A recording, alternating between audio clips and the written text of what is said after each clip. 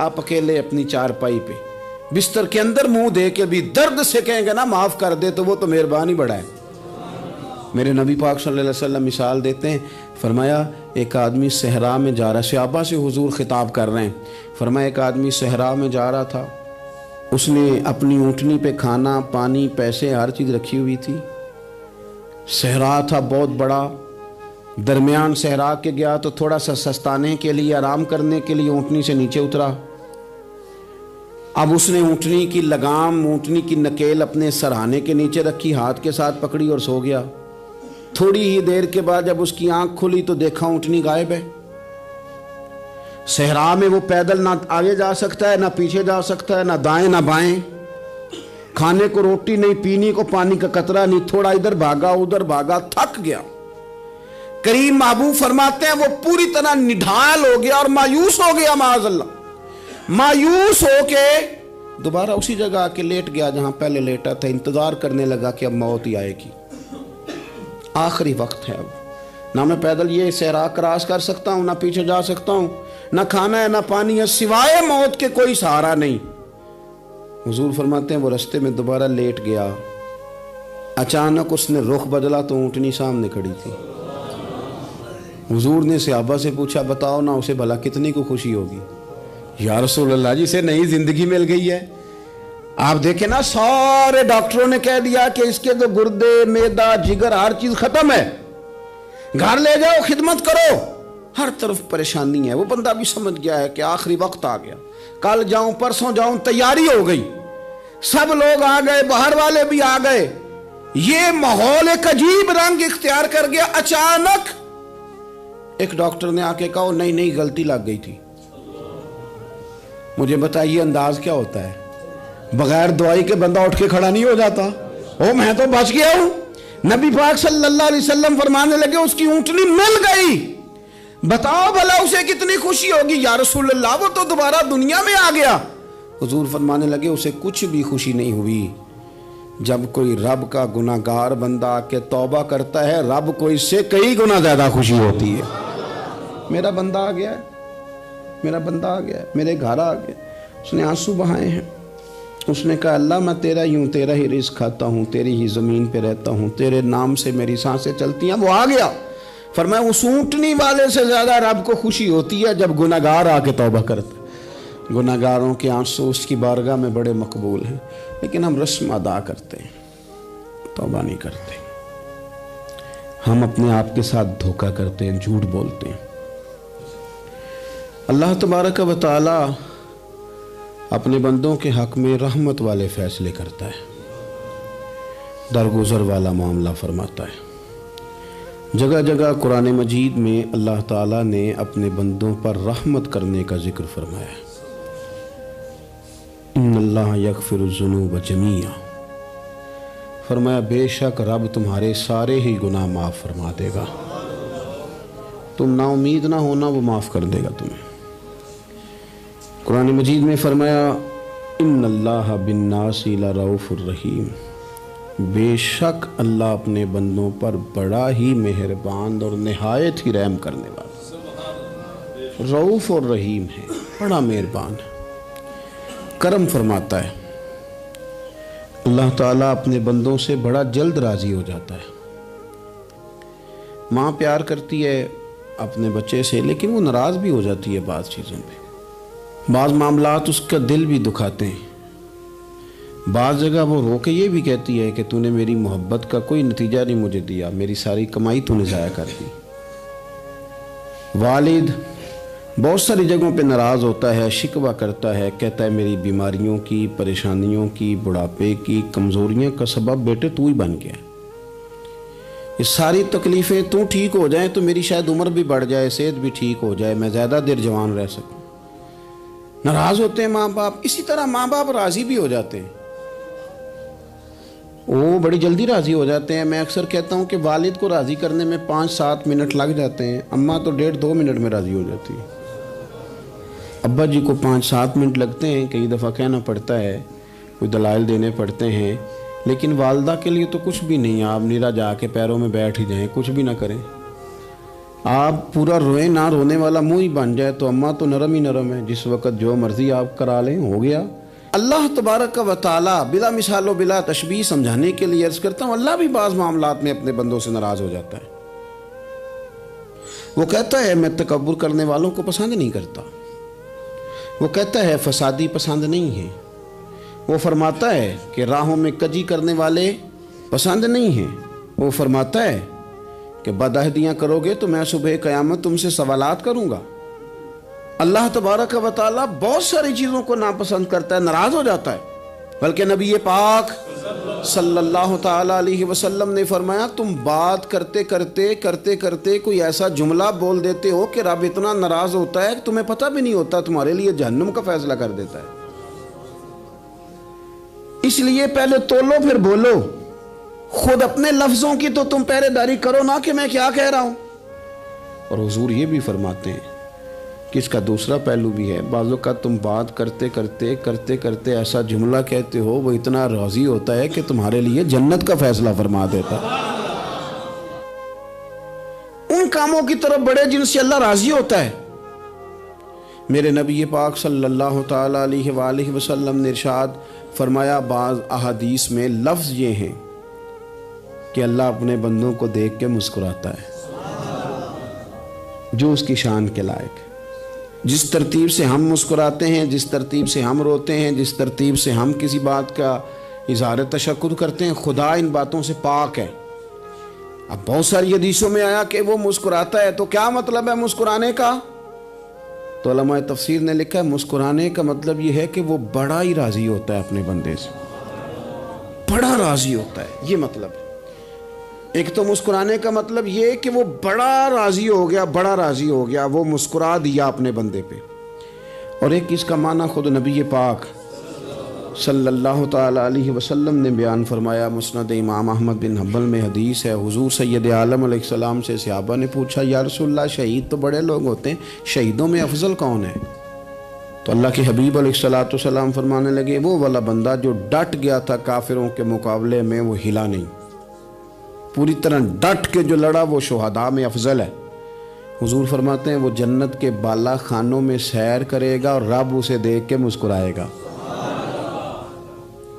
رب اسے دیکھ کے مسکرائے گا، اللہ تعالیٰ مسکراتا ہے اسے دیکھ کے۔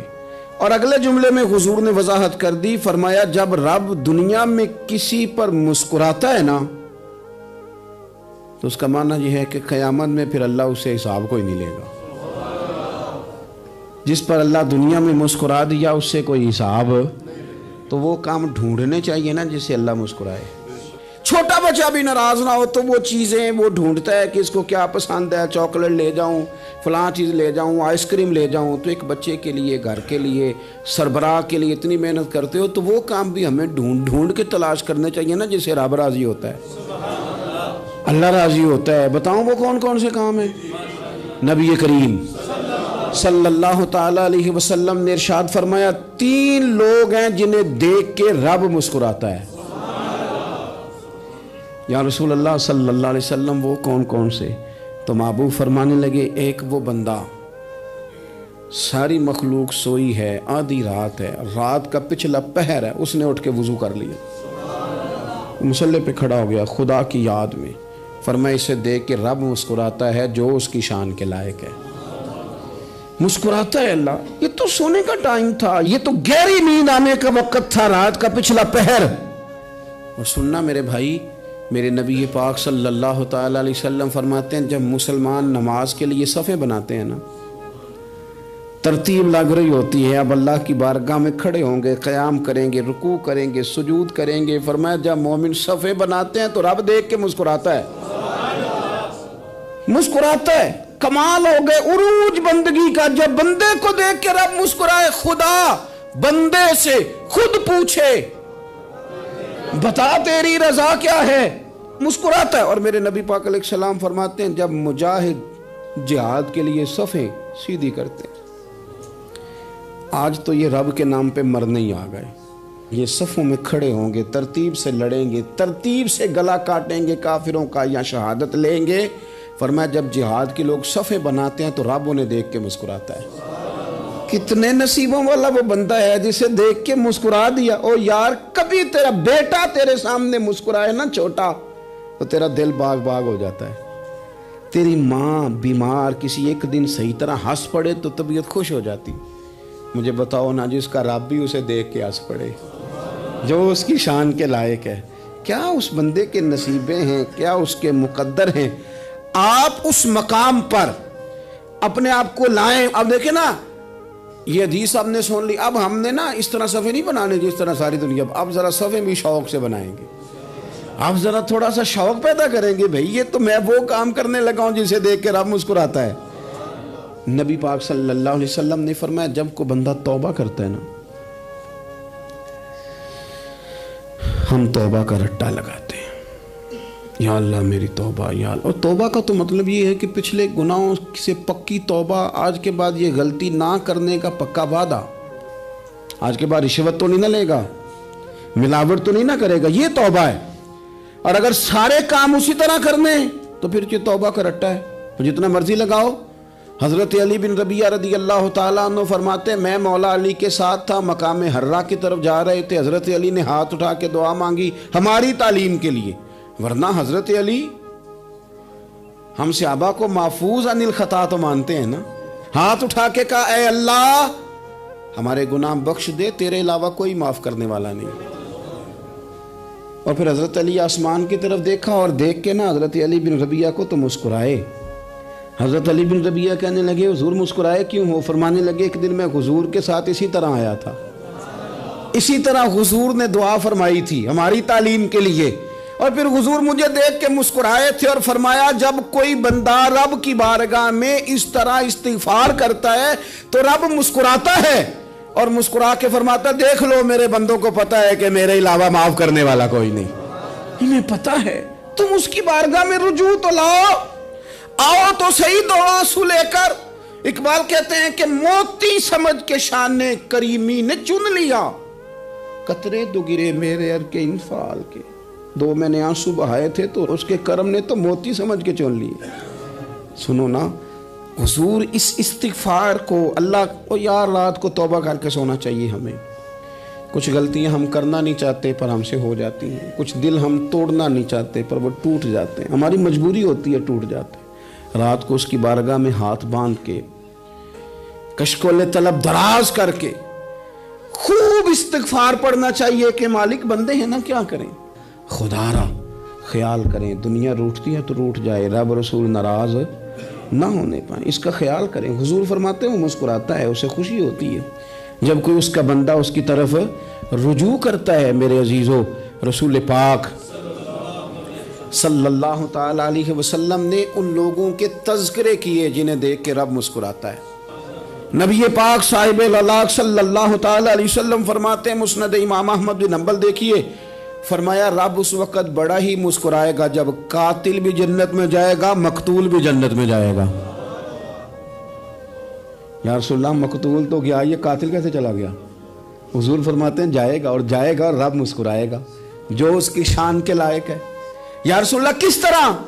تو نبی پاک صلی اللہ علیہ وسلم فرمانے لگے اس نے ایک مومن کو قتل کیا تھا, وہ شہید ہو کے جنت میں چلا گیا. اب اللہ نے بعد میں اسے توبہ کی توفیق دے دی. پہلے اس نے کلمہ پڑھا, پھر یہ میدان میں اترا, کافروں سے لڑا, یہ شہید ہوا, رب نے اسے بھی جنت دے دی. قاتل بھی جنت میں, مقتول بھی جنت میں. اور بات اتنی انوکھی ہے کہ رب دیکھ کے مسکرا رہا ہے جو اس کی شان کے لائق ہے.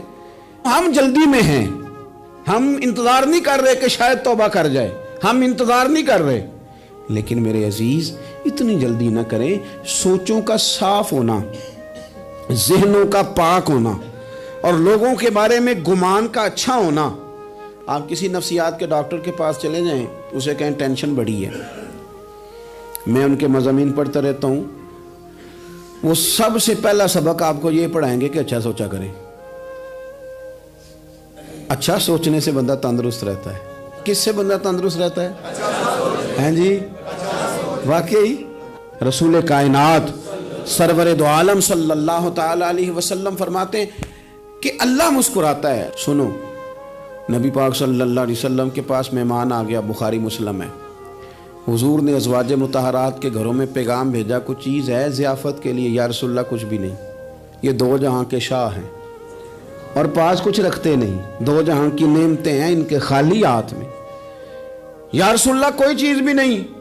हुजूर ने सहाबा के मजमे पे नज़र डाली, या रसूलल्लाह सल्लल्लाहु अलैहि वसल्लम हुक्म हो। तो हुजूर फरमाने लगे, तुम में से कोई बंदा है जो इसे घर ले जाए, रोटी खिलाए? एक सहाबी उठे फौरन, हुजूर मैं लेके जाता हूँ, खाना खिलाता हूँ। फरमाते हैं मेरे घर में सिर्फ बच्चों का खाना था, ये नहीं कि फ्रीजर भरा हुआ है नेमतों से, सिर्फ बच्चों का खाना। ये नहीं कि किसी को देख के अपनी हंडिया पे बर्तन दे लिया, सिर्फ बच्चों का खाना। कहते हैं घर गया, बीवी से कहा क्या कैफियत है? कहने लगी बच्चों की रोटी है। मैंने कहा बच्चे सुला दे, सुबह नाश्ता कर लेंगे। तो कहने लगी आप क्या खाएंगे? तो मैंने कहा ना मैं खाऊंगा ना तू खाएगी, मेहमान जो नबी पाक का है। कहा अच्छा, अब जरा तजवीज़ देखो मियाँ बीवी की सूझी आपस में। कहते हैं खाना लगा देना, क्योंकि एक आध बंदे का खाना है। अपनी गुर्बतों का हर जगह इजहार करना, रोना रोना, ये देखो गुर्बत कैसे छुपाई जा रही। उसको कहा नहीं कि चल तू थोड़ा रहम खा, तू आया है तू थोड़ा रहम खा, ये नहीं कहा उठ के ना तू खाना रखना और उठ के ना चिराग ठीक करने के बहाने बुझा देना। हम दुनिया वालों के सामने क्यों अपने दुख बयान करें?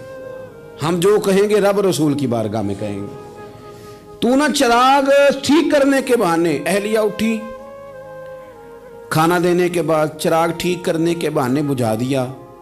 खामद भी हाथ चलाते रहे, बीवी कभी बर्तन रखती कभी उठाती, पता चले कि खाना खा रहे हैं, खाना खाया जा रहा है। कहते हैं मेहमान पेट भर के खाना खा गया। ये काम हुआ रात के अंधेरे में, उस वक़्त हुआ जब चिराग भी बंद था, उस वक़्त हुआ जब कोई देखने वाला नहीं था, किसी पड़ोसी को भी खबर नहीं थी। फरमाते हैं सुबह के उजाले में उस मेहमान को लेके मस्जिद नबी में मैंने कदम रखा तो नबी करीम ने फरमाया रात जो तुमने काम किया है ना, उसे देख के मेरा रब बड़ा मुस्कुराया है, अल्लाह बड़ा मुस्कुराया है। अल्लाह तर दामनी पे शेख हमारी ना जाइए, हम दामन न छोड़ दें तो फरिश्ते वुजू करें। ये शान है सहाबा की।